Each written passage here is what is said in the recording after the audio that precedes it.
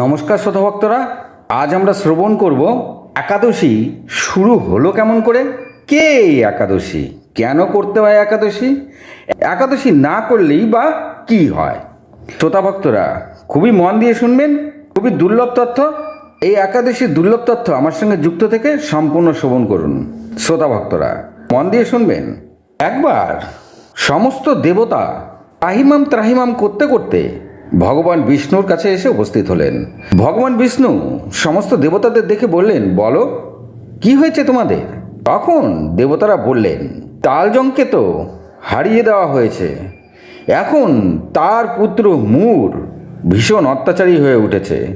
সে সব জায়গায় ঘুরে ঘুরে অত্যাচার চালিয়ে যাচ্ছে, ত্রিলোকের কোথাও কাউকেই শান্তিতে থাকতে দিচ্ছে না। আপনি আমাদেরকে সাহায্য করুন। তখন শ্রী বিষ্ণু বললেন, ঠিক আছে, আমি এই মূর অসুরকে বধ করে ত্রিলোকে শান্তি ফিরিয়ে আনবো। তো সদা ভক্তরা শ্রী বিষ্ণু তখন অস্ত্রশস্ত্র নিয়ে মূরের খোঁজে বেরিয়ে পড়লেন। মূরের সাথে তার ভীষণতর যুদ্ধ শুরু হয়ে গেল। সে যুদ্ধ ভয়ঙ্কর আকার ধারণ করলো। মূর তখন যুদ্ধ ছেড়ে পালিয়ে গেল, কিন্তু মূরকে তিনি মারতে পারলেন না। তাই শ্রী বিষ্ণু মূরের খোঁজ করতে করতে বদ্রিকা আশ্রমে এসে উপস্থিত হলেন। বদ্রিকা আশ্রমে এসে সেখানে দেখলেন একটি বিশাল বড় গুহা রয়েছে, যে গুহা লম্বায় 12 যোজন, আর এই গুহার নাম ছিল সিংহবতী। তিনি সেই গুহায় প্রবেশ করলেন। গুহায় প্রবেশ করতেই তিনি গুহার ভেতরের এত মনোরম, এত সুন্দর গুহা দেখে তিনি চিন্তা করলেন, এইখানে তিনি খানিকক্ষণ বিশ্রাম করে নেবেন। তিনি তালজংকে খুঁজে না পেয়ে চিন্তা করলেন এখানে তিনি খানিকক্ষণ বিশ্রাম করবেন। তাই তিনি ভগবান বিষ্ণু পীত অস্ত্র ধারণ করে সেখানে শুয়ে পড়লেন। আর এরপর ভগবানকে সেই গুহায় শুয়ে থাকতে দেখে মূর যখন জানতে পারলেন ভগবান সেই গুহায় শুয়ে আছেন, তিনি ভগবানকে সেখানেই মারার পরিকল্পনা করলেন। তাই তালজংয়ের পুত্র মূর সেই গুহার ভেতরে এসে প্রবেশ করলেন এবং ভগবানকে শুয়ে আছে দেখে তিনি অস্ত্রশস্ত্র বার করলেন। অস্ত্রশস্ত্র বার করতেই ভগবান বিষ্ণুর দেহ থেকে এক অতি ভয়ঙ্কর বিধ্বংসী এক দেবীর প্রকট হলেন। শ্রোতা ভক্তরা খুব মন দিয়ে শুনবেন, এই দেবী হলো একাদশী দেবী। একাদশী দেবী এক ভয়ঙ্কর রূপ নিয়ে মূরের ওপর ক্রুদ্ধ দৃষ্টিতে তাকালেন, আর মূর অস্ত্র তুলতেই দেবী একাদশী এক ঝটকায় মূরকে বধ করলেন। তো শ্রোতা ভক্তরা একাদশী দেবী অত্যন্ত বিধ্বংসী ও ভয়ঙ্কর ছিল। ভগবান বিষ্ণু মূরের সঙ্গে বহুদিন ধরেই যুদ্ধ করছিলেন, কিন্তু মূরকে হারাতে পারেনি। কিন্তু তিনি যখন শুয়েছিলেন তার দেহ থেকে যে দেবীর উৎপন্না হয়েছিল, এই একাদশী দেবী কিন্তু যাই তাই দেবী ছিলেন না, তিনি ছিলেন এক বিধ্বংসী দেবী। আর তার এক অস্ত্রের আঘাতেই মূর অস্ত্র তোলবার পূর্বেই তিনি বধ হয়ে গেলেন। আর মূর মরে যাওয়াতেই শ্রী বিষ্ণু চোখ মিলে তাকালেন। শ্রী বিষ্ণু চোখ মিলে তাকাতে দেখলেন তার সামনে এক অতীব সুন্দর এক বিধ্বংসী দেবী দাঁড়িয়ে আছেন। শ্রী বিষ্ণু জিজ্ঞাসা করলেন, দেবী কে আপনি? তখন একাদশী দেবী বললেন, প্রভু আমি আপনার দেহতেই উৎপন্না হয়েছি, আমি একাদশী দেবী। তখন শ্রী বিষ্ণু বললেন, এই মূরকে তবে তুমি বধ করেছ? একাদশী বললেন, হ্যাঁ প্রভু, এই মূর আপনাকে হত্যা করতে এসেছিল, তাই আমি একে বধ করেছি। ভগবান শ্রী বিষ্ণু দেবীর মুখে এই কথা শুনে খুবই খুশি হলেন। দেবী বললেন, প্রভু আমি আপনার দেহ হতে উৎপন্না হয়েছি, তাই আমি আপনার সেবা করতে চাই। আপনাকে সেবা করাই আমার পরম ধর্ম। আমাকে আজ্ঞা দিন, আমি কিভাবে আপনার সেবা করব। তখন শ্রী বিষ্ণু বললেন, আমি তোমাকে সেবা করার আজ্ঞা অবশ্যই দেব, তার আগে তুমি আমার কাছে কিছু বর চেয়ে নাও। একাদশী দেবী বললেন, তবে আমাকে একটি মাত্র বর দিন। আমি আজ এই দিন আপনার দেহতে প্রকট হয়েছি, তাই এই দিনকে একাদশী যেন একাদশীর দিন হয়। আর এই একাদশীর দিন যারা আপনার নাম জপ করবে তারা আপনার সাথে আমারও কৃপা লাভ করবে, আর সমস্ত পাপ থেকে তারা মুক্ত হয়ে যাবে। শুধুমাত্র এই একাদশীর দিন যে আমার ব্রত করবে তারা যত পাপই হোক সমস্ত পাপ থেকে মুক্ত হয়ে যাবে। শ্রী বিষ্ণু মৃদু হেসে একাদশীকে বললেন, ঠিক আছে, তাই হবে, তথাস্তু।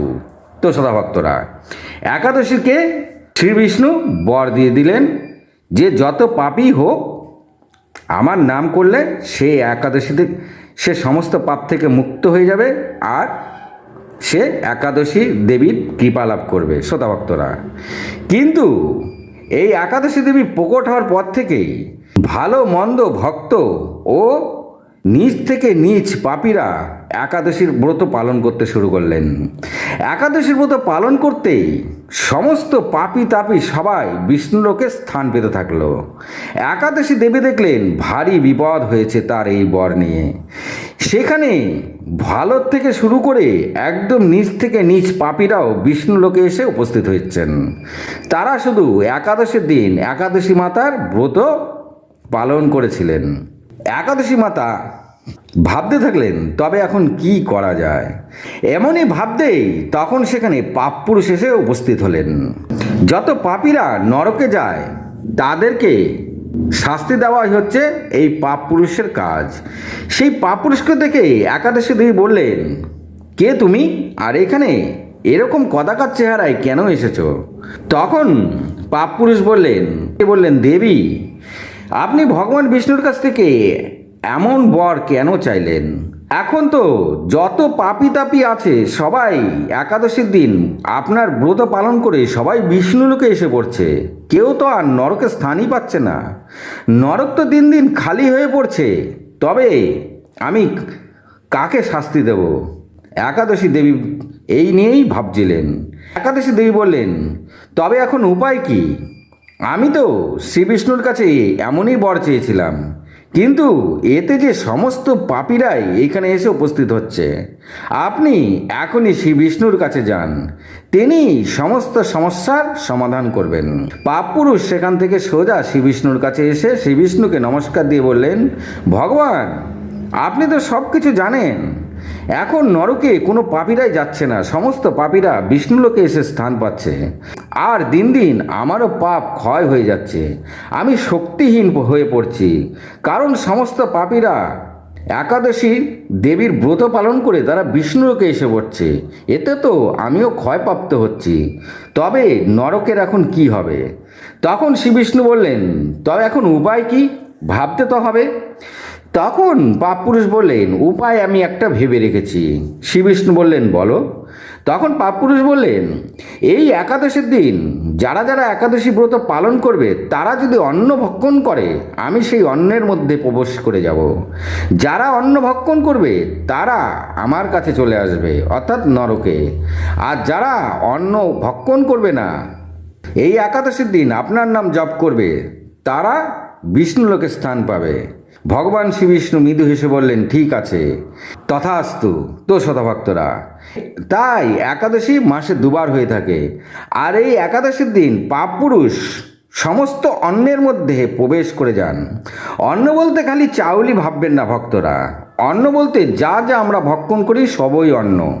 আর সমস্ত অন্নের মধ্যে এমনকি নুনের মধ্যেও পাপ পুরুষ প্রবেশ করে থাকেন। তাই একাদশীর দিন কোনো অন্নই ভক্ষণ করতে নেই। আর এই কারণেই একাদশীর দিন কোনো অন্নই ভক্ষণ করতে নেই, কারণ পাপপুরুষকে ভগবান বিষ্ণু আশীর্বাদ করেছিলেন যে একাদশীর দিন যারা অন্ন ভক্ষণ করবে তারা পাপ পুরুষের কাছে যাবে, অর্থাৎ নরকে যাবে। আর যারা অন্ন ভক্ষণ না করে উপবাস করবে তারা বিষ্ণুলোকে এসে স্থান পাবে এবং একাদশীর কৃপা লাভ করবে। তো শ্রোতা ভক্তরা, বোঝা গেল?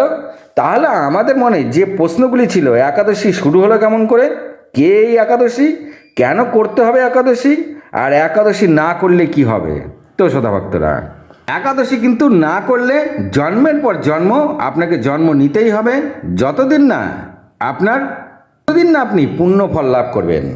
তো শ্রোতা ভক্তরা, অনেকে আবার ভুল করে একাদশী দিন অন্ন গ্রহণ করে ফেলেন, কারণ তারা কর্মব্যস্ত ব্যক্তি। এই কর্মব্যস্ত ব্যক্তিরা অনেকেই একাদশী করে থাকেন, কিন্তু অনেক সময় ভুলক্রমে তারা অন্ন গ্রহণ করে নেন। তবে তাদের কি হবে? একাদশী তো খণ্ডিত হয়ে গেল। শ্রোতা ভক্তরা, শাস্ত্রে বর্ণিত আছে, যদি একাদশী ভুলে, জেনে শুনে নয়, যদি আপনার ভুলে একাদশীর দিন অন্ন ভক্ষণ হয়ে একাদশী খণ্ডিত হয়ে যায়, তবে দ্বাদশীর দিন ঠিক একাদশীর মতনই ব্রত পালন করবেন। আর ত্রয়োদশী পালনের সময়, ত্রয়োদশী পড়ার পূর্বেই আপনি কিন্তু পালন সেরে নেবেন। তবে একাদশীতে যে পুণ্যফল লাভ হয়ে থাকে, সেই পুণ্যফল দ্বাদশীর দিন একাদশীর মতন উপবাস করলেও সেই একই পুণ্যফল আপনি লাভ করবেন। তবে মনে রাখবেন, অবশ্যই যদি আপনার মনের ভুলে একাদশীর দিন অন্ন ভক্ষণ করেন, কিন্তু একাদশী করার ইচ্ছা ছিল, তারা দ্বাদশীর দিন একাদশীর মতনই ব্রত পালন করবেন। পালনের সময় ঠিক যেমন একাদশীর দিন পালন সারেন, ঠিক সেই সময়টা ধরেই দ্বাদশীর দিন একাদশীর মতন ব্রত পালন করে পালন সেরে নেবেন। শ্রোতা ভক্তরা, যদি জেনে শুনে আপনি খণ্ডিত করেন, তবে কিন্তু পাপ অবশ্যই আপনার।